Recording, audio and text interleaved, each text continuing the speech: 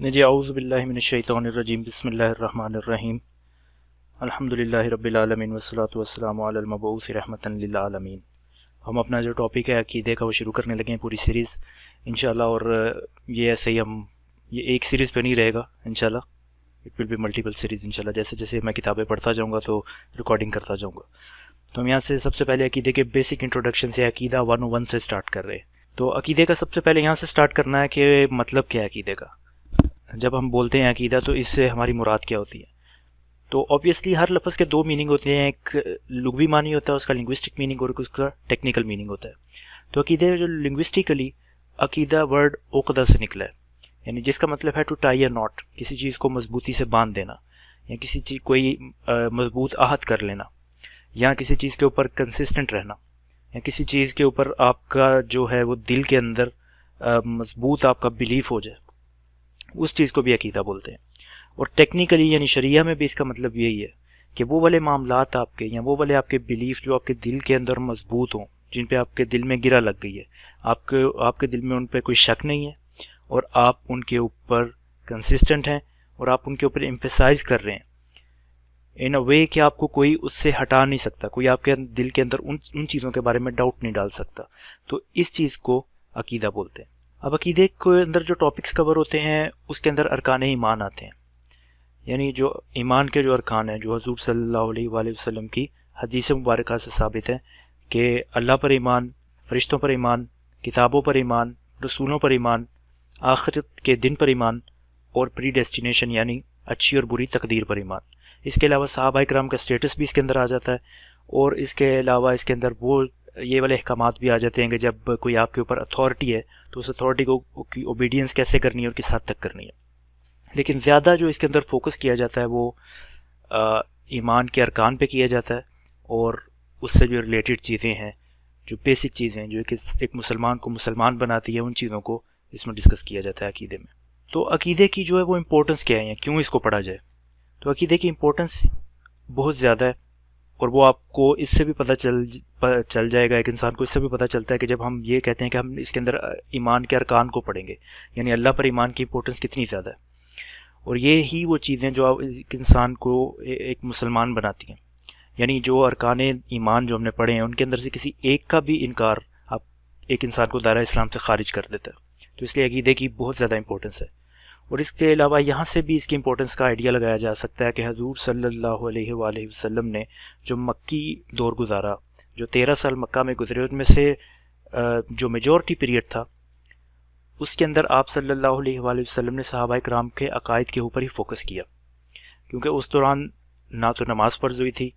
ना रोज़े फ़र्ज़ हुए थे, ना बहुत सी चीज़ों की हुर्मत का भी जो है वो नाजिल हुई थी हुर्मत। तो इसलिए जब हम मक्की कुरान को भी देख रहे हैं, बल्कि कुरान को अब वैसे भी ओवरऑल भी देखें तो उसके अंदर अकीदे पर बहुत फोकस है। जैसे कि हम अभी अपनी तफसीर में पढ़ रहे हैं और अपनी दौरा तर्जमा को क्लासेस में पढ़ रहे हैं, जो आयात हम सूरह बकरा में पढ़ रहे हैं बिल्कुल शुरू में कि या अय्युहन्नासु उअ्बुदू रब्बकुमुल्लज़ी खलक़कुम वल्लज़ीना मिन क़ब्लिकुम लअल्लकुम तत्तक़ून, कि ए लोगो अपने उस रब की बंदगी करो जिसने तुम्हें पैदा किया और तुमसे पहले वालों को पैदा किया ताकि तुम तकवे वाले बनो, ताकि तुम्हारा बचाव हो सके। और इसके अलावा आगे अल्लाह ताला फरमा रहे हैं अल्लज़ी जअल लकुमुल अर्दा फ़िराशम वस्समाअ बिनाअ व अंज़ला मिनस समाइ माअ व अख़रजना बिही मिनस समराति रिज़्क़न लकुम फ़ला तजअलू लिल्लाहि अंदादन व अंतुम तालमून। तो ये अकीदा ही है और इस तरह कुरान के अंदर भी अकीदे के ऊपर बहुत फोकस है। और इसके इम्पोर्टेंस पे यहाँ से भी अंदाज़ा किया जा सकता है कि जैसे कादियानी है, तो कादियानी जो है वो कहने को वो कुरान को मानते हैं, लेकिन उनके अकीदे में एक गलती, ठीक है, कि अल्लाह के रसूल सल्लल्लाहु अलैहि वसल्लम को, हज़रत मोहम्मद सल्लल्लाहु अलैहि वसल्लम को आखिरी नबी ना मानने की गलती की वजह से वो दायरा इस्लाम से खारिज है। उनके दायरा इस्लाम से खारिज होने में उम्मत का पूरी का इजमा है। तो अब यहाँ से अंदाज़ा लगाएं कि अकीदे के अंदर एक गलती आपको दायरा इस्लाम से खारिज कर सकती है। तो इसलिए अकीदे को पढ़ना हर मुसलमान के लिए बहुत ज़रूरी है कि जब आपने पढ़ा होगा, अगर आपको इन चीज़ों का पता होगा तो फिर आपके दिल के अंदर सर्टेनिटी आएगी, और जब आपने दलाइल के साथ पढ़ा होगा तो आप बिल्कुल उसके ऊपर पुख्ता होंगे और आपका दिल उसके ऊपर मुतमईन होगा और आपको सर्टेनिटी इंशाल्लाह हासिल होगी। लेकिन अब अगला सवाल ये आता है कि अगर अकीदा इतना इंपॉर्टेंट है तो फिर अकीदे का वर्ड जो है इन दिस सेंस कुरान में क्यों यूज़ नहीं हुआ। تو اس کا جواب یہ ہے کہ واقعی یہ ورڈ اس سینس میں بے شک قرآن مجید میں یوز نہیں ہوا ہوگا، لیکن قرآن مجید کے اندر ایمان کا ورڈ یوز ہوا ہے، اور اس سے مراد یہی ہے، کیونکہ ہم نے عقیدے کے اندر پہلے ہی سے پڑھا ہے کہ ارکان ایمان، جو ایمان کے جو 6 ارکان ہیں یا 6 پلرز ہیں، ان کو پڑھتے ہیں اس میں۔ اور اس کے علاوہ جو پرانے جو اسکالرز ہیں، جو جب بالکل عقیدے کی سائنس جو ڈیولپ ہو رہی تھی،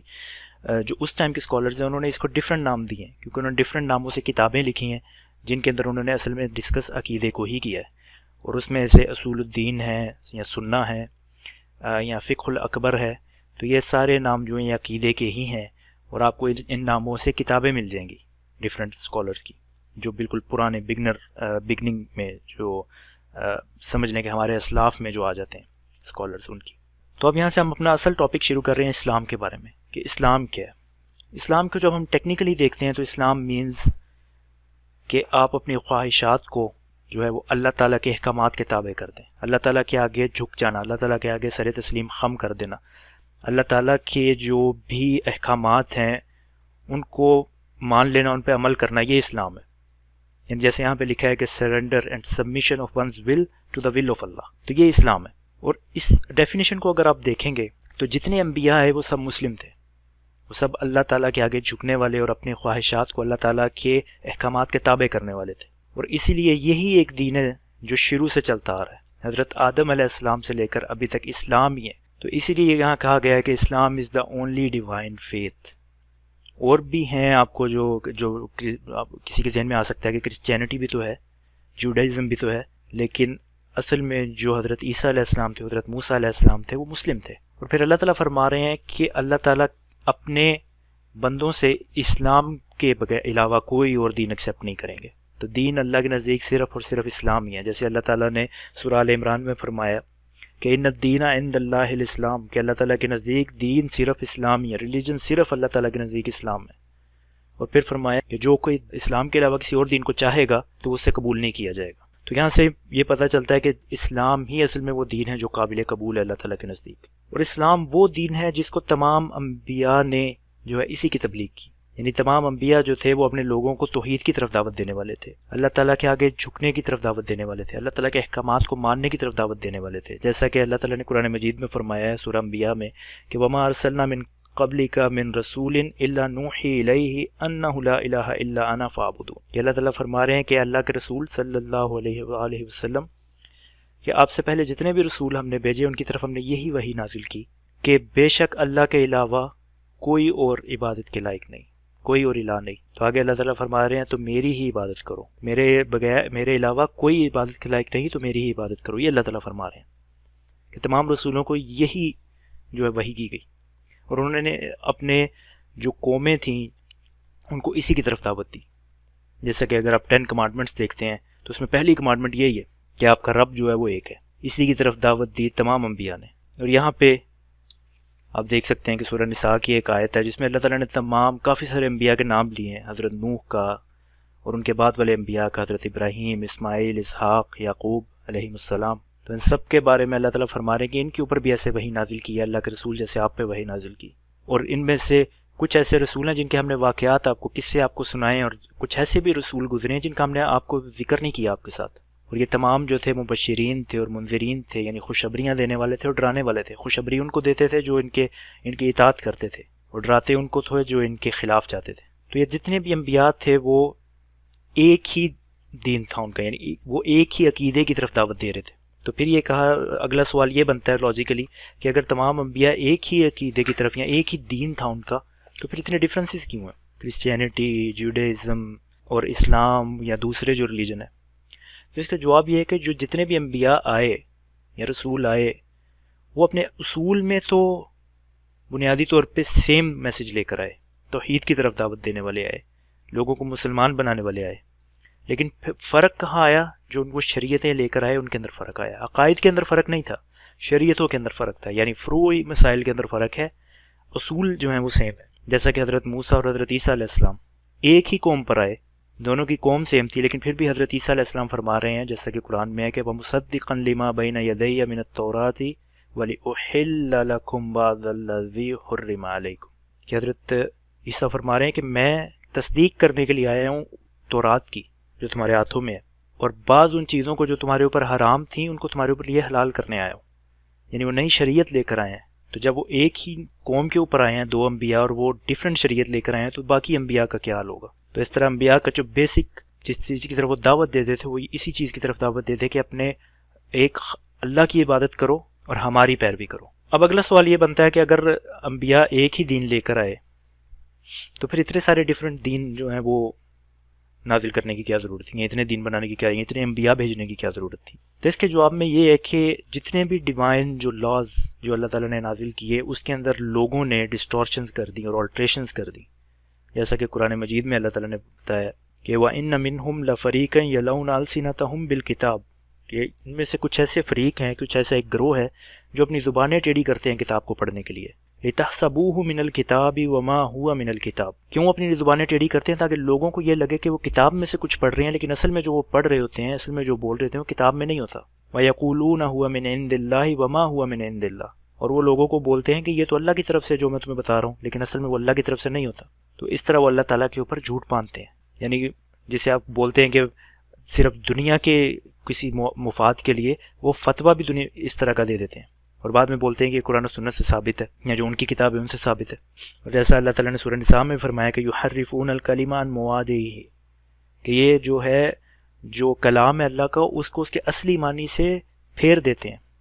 یعنی اس کی تفسیر اپنی مرضی کی کر دیتے ہیں. تو یہ اس طرح کر کے اللہ تعالیٰ کے جو کلام ہے اس کے اندر ڈسٹورشنز پیدا کرتے رہے لوگ. یہودیوں نے بھی یہ کام کیا، اس کے بعد جو عیسائی ہیں انہوں نے بھی یہ کام کیا، انہوں نے ڈسٹورشن، ان کے جو علماء تھے انہوں نے ڈسٹورٹ کر کے لوگوں کو